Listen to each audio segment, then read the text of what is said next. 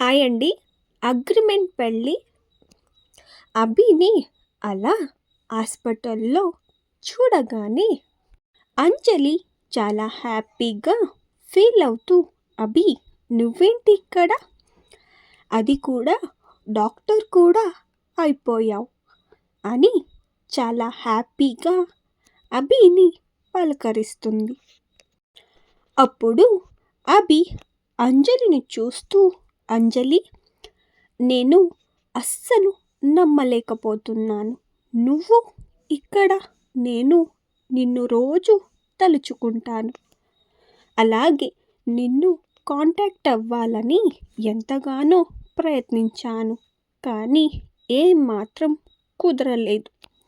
నిన్ను ఇక్కడ చూసి నాకు చాలా హ్యాపీగా అనిపించింది అని అభి అంజలితో అంటాడు. నువ్వు నా లక్కీ చార్మ్. నువ్వు ఆ రోజు నన్ను మెడికల్ చదవమని ఎంకరేజ్ చేసి ఉండకపోతే నేను ఈరోజు డాక్టర్ని అయి ఉండేవాడినే కాదు అని అంటూ అభి తన మనస్ఫూర్తిగా అంజలికి థ్యాంక్స్ చెప్తూ, అలాగే ఆమెకు ఒక చిన్న అగ్ని ఇస్తాడు. అప్పుడు అంజలి అభిని చూస్తూ, హే అభి, నేను నీకు జస్ట్ ఏదో ఒక మాట చెప్పాను అంతే, నువ్వు కష్టపడి ఈరోజు డాక్టర్ అయ్యావు, అది అంతా నీ కష్టమే అని అంటుంది. అలాగే అభిని చూస్తూ తన భుజం పైన ఒక ఏటుని వేస్తుంది. వాళ్ళిద్దరిని అంత చనువుగా చూసిన అర్జున్ తన కడుపులో అగ్గిపడినట్లు అవుతూ ఉంటుంది. అర్జున్ అభిని చూస్తూ ఉంటాడు. అభి కూడా బాగానే హ్యాండ్సమ్గా ఉంటాడు.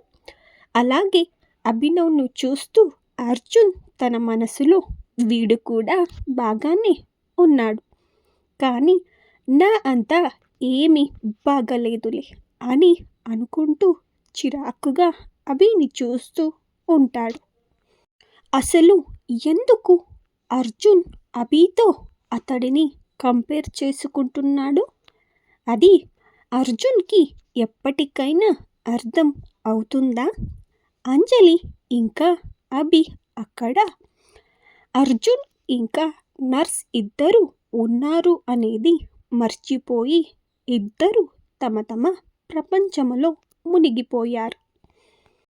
దాన్ని చూసిన అర్జున్ వీడేంటి వచ్చిన పనిని అస్సలు మర్చిపోయి ఈ అంజలితో ఇంత క్లోజ్గా మాట్లాడుతూ ఇలా ఉండిపోయాడు అని అనుకుంటూ, ఈ అంజలి కూడా వాడికి తగ్గట్లుగానే బాగా సరిపోయింది అని తన కడుపులో ఉన్న బాధని ఇంకా మింగలేక, ఇంకా బయటికి కక్కలేక తాను కూడా అక్కడే ఉన్నాడు అని తన గొంతుని హహా అని సవరించుకుంటూ ఒక సౌండ్ని చేస్తాడు అర్జున్.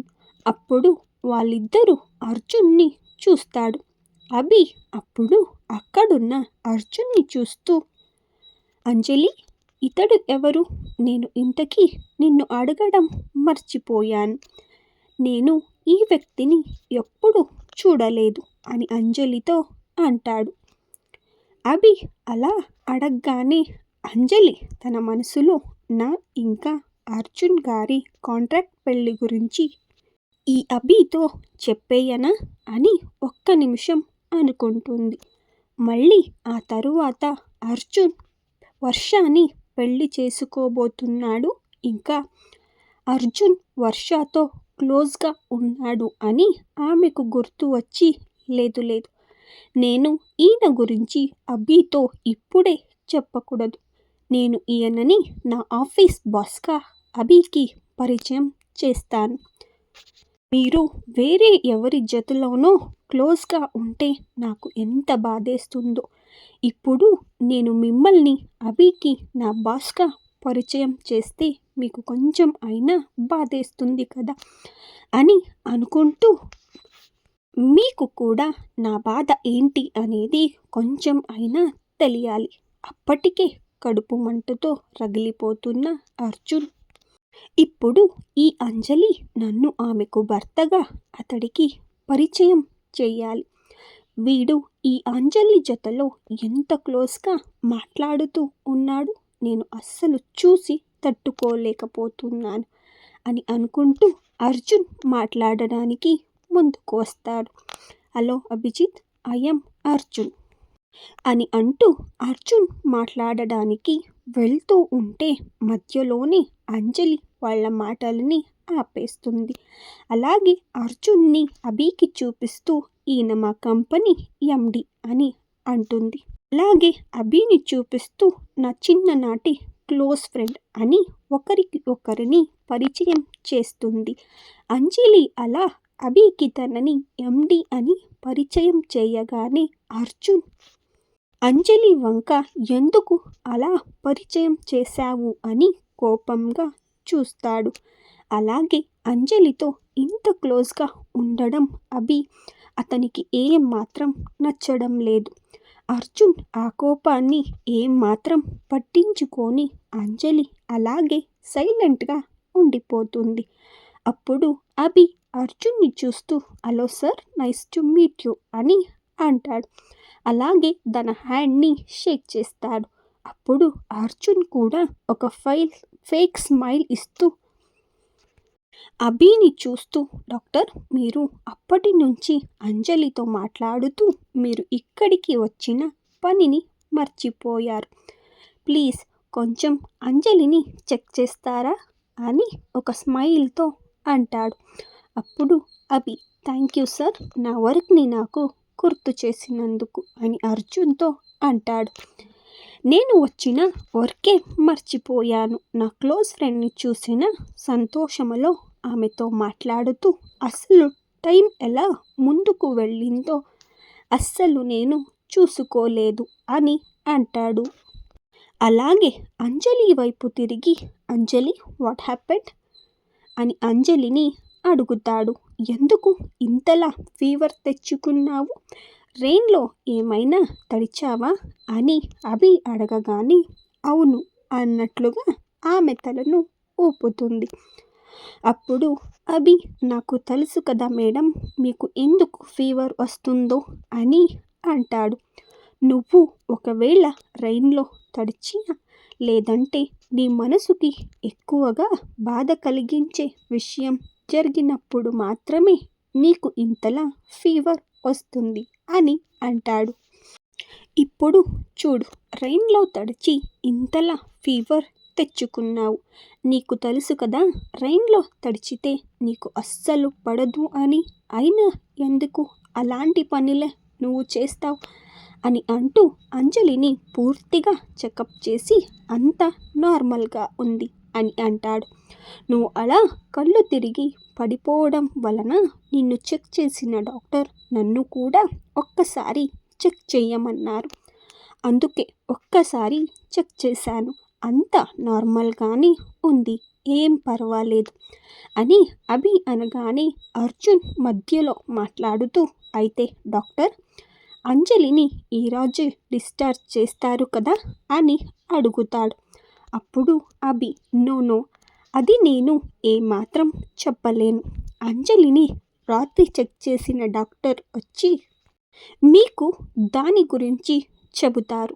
నేను జస్ట్ అంజలి ప్రజ్ఞ తప్పడం వల్ల ఆమెను ఒక్కసారి చెక్ చేయడానికి మాత్రమే ఇక్కడికి వచ్చాను అని అంజలిని ఇప్పుడు నేను అంతా చెక్ చేశాను, కానీ ఈమె రెయిన్లో తడవడం వల్ల మాత్రమే ఈమెకు జ్వరం వచ్చి అలా కళ్ళు తిరిగి పడిపోయింది అని నవ్వుతూ అర్జున్తో అంటాడు. నవ్వు చూసిన అర్జున్ క్షణానికి అతని కోపం పెరిగిపోతూ ఉంటుంది. మాటలకి అంజలి నవ్వుతూ ఉంటే అర్జున్కి కడుపు మంట పెరిగిపోతూ ఉంటుంది. ఎప్పటికీ వెళ్ళిపోతాడు అని అర్జున్ 1000 కళ్ళతో వెయిట్ చేస్తూ ఉంటాడు. కానీ అర్జున్ ఆలోచనలను తలకిందలు చేస్తూ, సార్, నేను కూడా ఇదే హాస్పిటల్లో ఉంటాను. నేను అంజలిని చూసుకుంటాను. మీకెందుకు ఇబ్బంది, మీరు వెళ్ళండి అని అర్జున్తో అంటాడు.